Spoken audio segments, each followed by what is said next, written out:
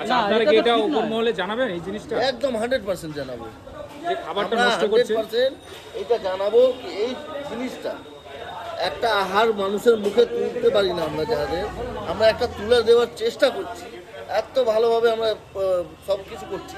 তার মধ্যে দেখুন কার থালা দেখবেন ওখানে ডাস্টবিনে দেখুন, কারো পাতে ভাত ভাত কিছু নেই, ঠিক আছে? এ দেখুন এরকম লোককে কি কালকে থেকে ঢুকতে দেওয়া উচিত আছে? এদের থেকে এখনো তো ঝামেলা করছে ওখানে। ও ঝামেলা করবে, মাল খেয়ে এসছে, ওকে বলা আছে। ও টিএমসি আমলেও এরকম আসতো, বিজেপিকে খিস্তি খাস্তা করতো, আমরা তখন আসতাম, আমাদেরকে দেখে দেখে লেলিয়ে দেওয়া হতো, ঠিক আছে? আমরা এইসব দিয়ে ভুগি আছি।